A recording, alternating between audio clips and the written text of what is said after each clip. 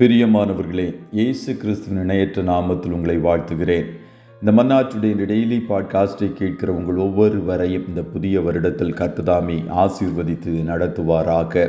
உபாகமம் 33வது அதிகாரம் 28வது வசனம் இப்படியாய் கூறுகிறது: இஸ்ரவேல் சுகமாய் தனித்து வாசம் பண்ணுவான். யாக்கோபின் ஊற்றானது தானியமும் திராட்சரசமும் உள்ள தேசத்திலே இருக்கும். அவருடைய வானமும் பனியை பெய்யும் என்பதாக. நீங்கள் சுகமாய் தனித்து வாசம் பண்ணுவீர்கள். You will leave in safety alone என்ற தலைப்பின் கீழ் இன்றைய மன்னாவை தியானிக்கப் போகிறோம். ஒரு புதிய வருஷத்திற்குள்ளாய் பிரவேசிக்கும்படிக்கு கிருபை பாராட்டின கர்த்தருக்கு கோடா கோடி ஸ்தோத்திரங்களை ஏறெடுப்போம். இந்த வருஷம் நீங்கள் சுகமாய் தனித்து வாசம் பண்ணுவீர்கள். உங்கள் ஊற்றானது தானியமும் திராட்சரசமும் உள்ள தேசத்திலே இருக்கும். உங்கள் வானமும் பனியை பெய்யும். கர்த்தர் யாருக்கு இந்த வாக்குத்தத்தத்தை மோசையின் மூலம் கொடுத்தார் என்று பார்க்கும்போது யெஷூரனுக்கு என்பதாக உபாகமம் 33வது அதிகாரம் 26வது வசனம் கூறுகிறது. யெஷூரன் என்பதற்கு நேர்மையாய் நீதிக்குரிய ஜீவியம் செய்கிறவன் என்பது பொருள். இந்த இடத்தில் யாக்கோபையும் அவன் சந்ததியையும் யெஷூரன் என்று கர்த்தர் அழைத்தாலும், கர்த்தருக்கு பயந்து அவருடைய வசனத்திற்கு நடுநடுங்கி நீதிக்குரிய ஜீவியம் செய்கிறவர்கள் அத்தனை பேரையும் கர்த்தர் யெஷூரன் என்று அழைக்கிறார். நம்முடைய தேவனுடைய நாமங்களில் ஒன்று எல் யெஷூரன் என்பதாக காணப்படுகிறது. உத்தமமாய் நீதிக்குரிய ஜீவியம் செய்கிறவர்களின் தேவன் என்பது அதன் அர்த்தமாகும். இயேசுவின் பிள்ளைகள் என்றாலே உத்தமமானவர்களாய் காணப்பட வேண்டும். அவர்களுக்கு கர்த்தர் கொடுக்கிற வாக்குத்தத்தமாய் மேற்கூறிய வசனம் காணப்படுகிறது. இயேசு கிறிஸ்து அருளுகிற ரட்சிப்பு ஒன்று மட்டும்தான் இலவசமானது, நிபந்தனையற்றது. அதற்குரிய கிரயத்தை கல்வாரி சிலுவையில் இயேசு ஏற்கனவே செலுத்திவிட்டார். மற்ற எல்லா ஆசீர்வாதங்களும் நிபந்தனையோடு கூடியது. நாம் நேர்மையாயும் நீதியாயும் கர்த்தருக்கு பயந்து ஜீவிக்கும் போது அவர் அருளிய இந்த வாக்குத்தத்தத்தை நாம் சுதந்தரிக்க முடியும். முதலாவது, நீங்கள் சுகமாய் பாதுகாப்போடு பத்திரமாய் வாசம் பண்ணுவீர்கள் என்று கர்த்தர் வாக்கு கொடுக்கிறார். ஒவ்வொரு நாடுகளிலும் தலைவர்களை பாதுகாக்க பலவிதமான படைகள் காணப்படுகிறது. ஆனால் நம்முடைய பாதுகாப்பு அநாதி தேவனாய் காணப்படுகிறார் என்று உபாகமம் 33:27 கூறுகிறது. அவரே நம்முடைய அடைக்கலம், அவருடைய நித்திய புயங்கள் நம்முடைய ஆதாரமாய் காணப்படுகிறது.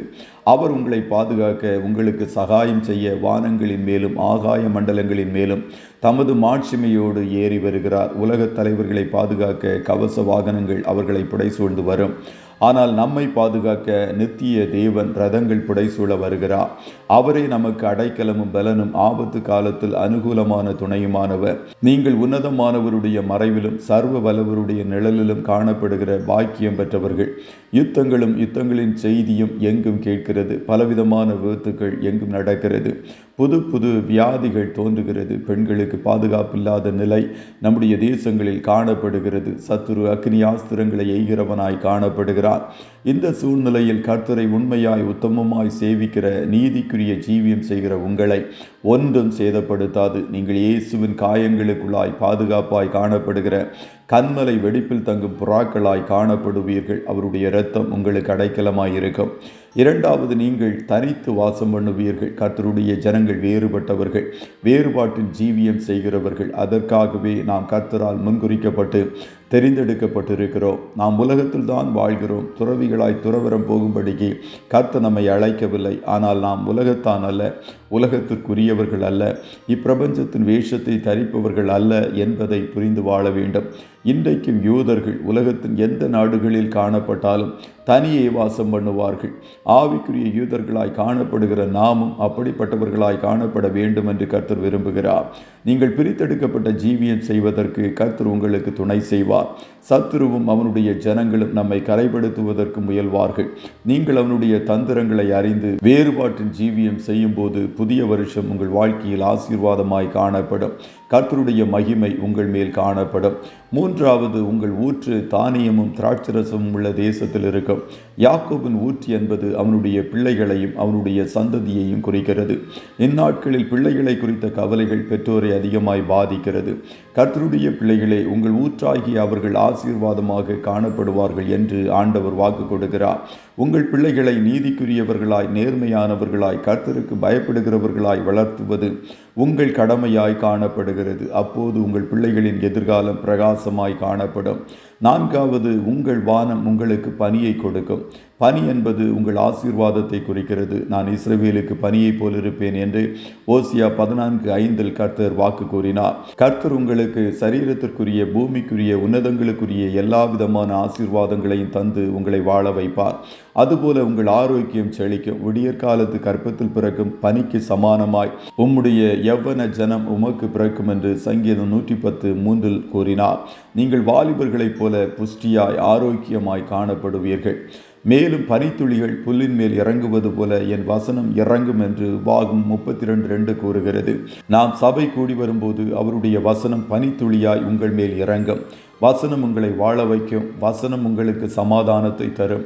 வசனத்தை அனுப்பி கர்த்தர் உங்களுக்கு சுகம் தருவார். வசனம் உங்களுக்கு வெளிச்சம் தந்து உங்கள் பாதைகளை செம்மைப்படுத்தும். ஆகையால் சபை கூடி வருதலை விட்டுவிடாதிருங்கள்.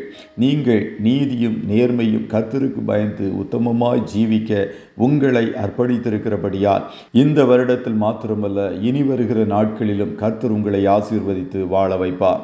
கர்த்தர் தாமே உங்கள் ஒவ்வொருவரையும் ஆசீர்வதிப்பாராக. ஜெபம் செய்வோமா? நல்ல தகப்பனே, உம்மை நன்றியோடு துதிக்கிறோம்.